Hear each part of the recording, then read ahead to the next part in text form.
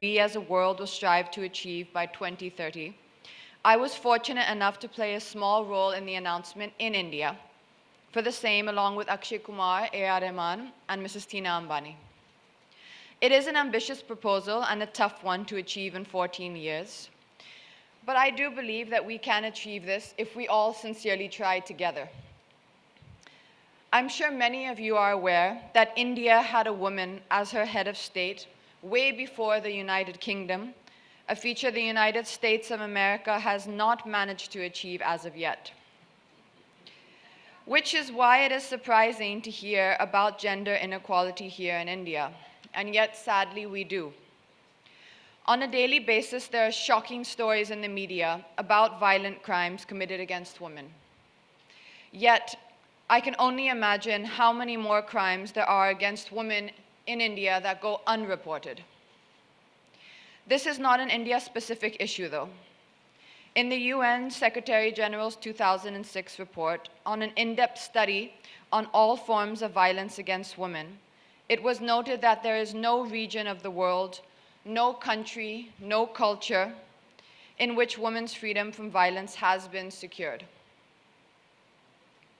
Here is another fact. In India, according to data provided by the National Crime Records Bureau, in the year 2001, the reported crimes against women were 1,43,795. In the year 2005, the reported crimes were 3,27,394, more than a 100% increase in numbers. However, I would like to believe that this increase in numbers is not an increase in crime against women. It is an increase in the number of women who are ready to come forward and report them. The world has largely been led by patriarchal societies, and women have, through the years, largely remained quiet in the face of atrocities rather than speak out against them. I know of educated women who remain silent in the face of violence because they are afraid to confront societal norms and have fingers pointed in their own direction, especially when the majority of our society fails to recognize marital rape as a crime. I would urge more women to speak out. It is not okay to feel inferior or weak, because we are not the weaker sex by any stretch of imagination.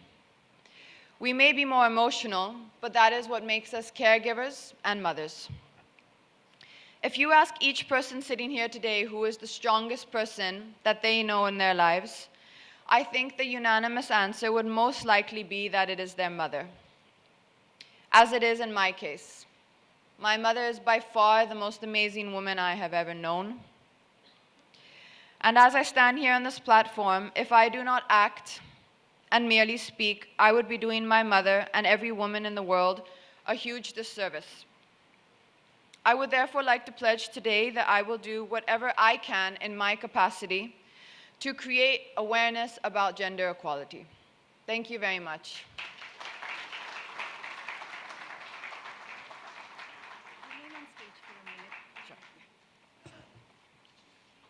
Katrina, thank you so much for being with us. I'd like to invite our sponsor for today's conference, Mr. Rizwan Adatia, to present a small memento to Katrina as a token of our appreciation for her being here today.